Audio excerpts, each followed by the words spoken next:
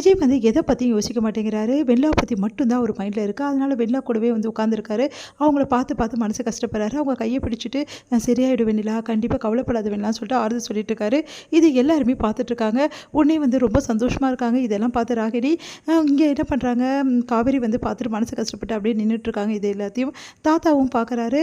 அந்த டைமில் கரெக்டாக காவேரியோட பாட்டியும் அதுக்கப்புறம் குமரனும் வராங்க. அவங்க 2 பேரும் பார்த்து மனசு கஷ்டப்பட்டு இங்கே நடக்கிறதெல்லாம் எங்களால் பார்க்க முடியல அப்படின்றாங்க.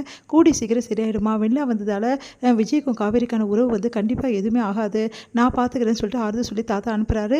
அடுத்து வந்து தாத்தா வந்து நிறைய அட்வைஸ் வந்து விஜய்க்கு கொடுக்குறாரு. நீ பண்ணுறது தப்பு விஜய், இங்கே பாரு காவேரி எவ்வளோ நல்ல பொண்ணு, உனக்காக எவ்வளோ தூரம் யோசிச்சிருக்கா பாரு, இப்படிப்பட்ட பொன்னாடி கிடைக்க நீ கொடுத்து வச்சிருக்கணும்டா, ப்ளீஸ்டா காவேரி மனசை கஷ்டப்படுத்தாத அப்படின்னு சொல்கிறாரு. அதை கேட்டு வந்து விஜய் வந்து இல்லை தாத்தா நான் அப்படிலாம் யோசிக்கல தாத்தா அப்படின்னு சொல்லிட்டு காவேரி பார்க்க போகிறாரு. பார்த்தா காவேரி தூங்கிட்டு இருக்காங்க. காவேரி கிட்ட வந்து பேசாமல் பாவம் நிம்மதியாக தூங்குறா, நீ தாண்டி என் உலகம், நீ தாண்டி என் பொக்கிஷம், இதுக்கப்புறம் வந்து என் வாழ்க்கையில் ஒன்றை தவிர எனக்கு யாரும் ரொம்ப முக்கியம் கிடையாது, வெண்ணாவை குணப்படுத்தணும் தான் நான் நினைக்கிறேன், வேறு எதுவுமே கிடையாது, அதை நீ புரிஞ்சுப்பேன் நான் நம்புகிறேன், சரி நான் ஹாஸ்பிட்டலுக்கு வெண்ணாவை கூட்டிகிட்டு போகிறேன் அப்படின்னு சொல்லிட்டு லெட்டர் எழுதி வச்சுட்டு அவர் பாட்டுன்னு போயிடுறாரு. அந்த டைமில் கரெக்டாக ராகினி வந்து லெட்டர் கிழிச்சு போட்டுறாங்க. இதுக்கப்புறம் எப்படி நீங்கள் 2 பேரும் ஒன்றா சரிங்க நான் பார்க்குறேன் அப்படின்னு சொல்லிட்டு இந்த பிளான் பண்ணுறாங்க. விஜய் வந்து வராரு. காவேரி வந்து என்ன பண்ணுறதுன்னு தெரியாமல் தவிக்கிறாங்க. ஏன் இந்த விஜய் இப்படி பண்ணுறாரு, சுத்தமாகவே என்ன மறந்துட்டாரு, இப்போ வெண்ணாவை கூட்டிகிட்டு வெளியும் போயிட்டாரா அப்படின்னு சொல்லிட்டு யோசிக்கிறாங்க. உடனே ராகினி மேலும் வந்து ட்விஸ்ட் பண்ணி விடுறாங்க.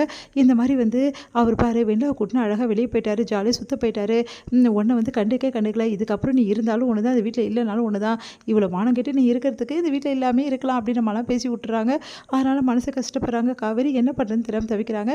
விஜய் வந்தோடனே வெண்ணாக்கு தான் நம்ம வெண்ணா பற்றி எல்லா விஷயத்தையும் நம்ம சொல்லிட்டோமே அப்படின்னு சொல்லிட்டு யோசிக்கிறாரு. இங்கே வந்து டாக்டர் வந்து வெண்ணாவை பற்றி ட்ரீட்மெண்ட்டில் விஜய் கிட்ட சொல்கிறாரு.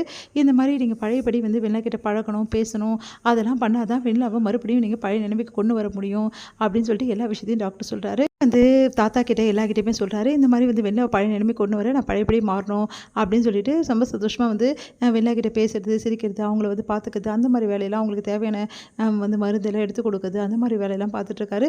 சுத்தமாக காவேரியை கண்டல. காவேரி புரிஞ்சுக்கிட்டா நினச்சிட்டு இவர் பாட்டு பண்ணிகிட்ருக்காரு. இதெல்லாம் பார்க்குற காவேரி மனசு கஷ்டப்பட்டு கொஞ்சம் கொஞ்சமாக வந்து வந்து நிதானத்தை இழக்கிறாங்க. வேறு வழி இல்லாமல் காவேரி என்ன பண்ணுறது திரும்ப தவிக்கிறாங்க. இந்த சூழ்நிலை பயன்படுத்தி ராகினி என்ன பண்ணுறாங்க, மேலும் வெண்ணிலாக்கும் வந்து விஜய்க்கும் வந்து இதுக்கப்புறம் அவங்க 2 பேரும் தான் வாழ போகிறாங்க, உன்னை விட்டுட்டார் விஜய் அப்படின்ற மாதிரிலாம் போட்டு கொடுத்துட்றாங்க. அதனால் காவேரி வந்து டோட்டலாக வந்து மனசு மாறுறாங்க. என்ன பண்ணுறதுன்னு தெரியாமல் தவிக்கிற காவேரி வந்து வேறு வழி இல்லாமல் வந்து யோசிக்கிறாங்க. இதோடு வந்து நம்மளோட அக்ரிமெண்ட்டு முடிஞ்சு போச்சு, இதுக்கப்புறம் இந்த வீட்டில் இருக்கணுன்ற அவசியம் இல்லை, அவரே என்னை வந்து வீட்டை விட்டு போயிடு, இதுக்கப்புறம் வெண்ணிலா தான் எனக்கு முக்கியன்ற வார்த்தை அவர் சொல்கிறதுக்கு முன்னாடி நானே போயிடுறேன் அப்படின்னு சொல்லிட்டு காவேரி வந்து லெட்டர் எழுதுகிறாங்க. விஜய்க்கு லெட்டர் எழுதி வச்சுட்டு அங்கேருந்து கிளம்பிடுறாங்க. அடுத்து வந்து இங்கே என்ன பண்ணுறாங்கன்னா, விஜய் வந்து வீட்டுக்கு வராரு. இதுக்கப்புறம் ஈஸியாக வந்து நம்ம எல்லாமே சரி பண்ணிடலாம், இப்போ வந்து கொஞ்சம் கொஞ்சமாக வர ஆரம்பிச்சிச்சு, எல்லாமே பழைய நிலைமைக்கு எல்லாமே வர ஆரம்பிச்சிச்சு, சீக்கிரமாகவே வந்து வெண்ணாவை குணப்படுத்திடலாம் அப்படின்னு சொல்லிட்டு யோசிச்சுட்டு இருக்காரு.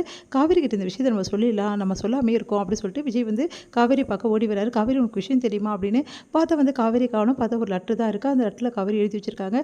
இங்கே பாருங்கள், இதுக்கப்புறமா உங்களுக்கு பாரமாக இருக்க நான் விரும்பலை, அக்ரிமெண்ட் இன்னையோட முடியுது, உங்களுக்கு சொன்னபடி நான் அக்ரிமெண்ட் டேட் வரைக்கும் நான் இருந்திருக்கேன், அந்த அந்த மரியாதையை நான் காப்பாற்றிட்டேன், உங்களுக்கு கொடுத்த வாக்கை நான் காப்பாற்றிட்டேன், இதுக்கப்புறம் உங்கள் வாழ்க்கையில் நான் இடைஞ்சலாக இருக்கவோ கஷ்டம் கொடுக்கவோ நான் விரும்பலை, நான் இருக்கிறதால உங்களால் வெண்ணிலா கூட சரியாக வாழ முடியாது, நான் இருக்கும்போது உங்களுக்கு கஷ்டமாகவும் இருக்கும், நீங்களே என்னை வீட்டை விட்டு போகணுன்னு சொல்கிறதுக்குள்ளேயும் நானே போகிறதானே என் மரியாதை நான் காப்பாற்றிக்கணும் இல்லையா, அதனால் நான் போகிறேங்க, நீங்கள் சந்தோஷமாக இருக்கணும், எப்போவுமே நான் உங்களை வந்து நினச்சிட்ருப்பேன், அன்புடன் காவேரின்னு சொல்லிட்டு எழுதி வச்சுட்டு போயிடுறாங்க.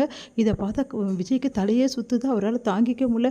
காவேரி ஏன் காவேரி இப்படிலாம் பண்ண, நான் அப்படிலாம் யோசிக்க காவேரி, நீ தாண்டி எனக்கு முக்கியம், நான் அன்றைக்கி லெட்டர்லாம் எழுதி வச்சேனடி, நீ பார்க்கலையாடி, என்னடி ஆச்சு, ஏன்டி இப்படி பண்ண, நான் தப்பு பண்ணிட்டேன், நேரடியாக நான் காவேரி கிட்டே பேசியிருக்கணும், அவளுக்கு புரிய வச்சுருக்கணும், ஏன் அவள் வந்து இப்படி முடிவெடுத்தா, அவள் என்னை தப்பாக புரிஞ்சிட்ருக்காளா, ஐயோ இந்த விஷயம் நான் தெரியாமல் இருந்திருக்கேனே, இப்போ என்ன பண்ணுறது, நான் காவேரி இப்போ எங்கே தேடுவேன் அப்படின்னு சொல்லிட்டு விஜய் மனசு உடைஞ்சு அழறாரு. அவரால் தாங்கிக்க முடியல, காவேரி பற்றி நினைவுகள் அவரால் தாங்கிக்க முடியாமல் அழுதுட்டுருக்காரு. எங்கே போகலான்னு தெரியலையே காவேரி அப்படின்னு சொல்லிட்டு ஒன்றுமே புரியாமல் லெட்டர் எடுத்துகிட்டு வெளியே வராரு. தாத்தா பார்க்குறாரு. தாத்தா பார்த்துட்டு கட்டி பிடிச்சிட்டு தாத்தா அழறாரு. விஜய் இதோட முடியுது.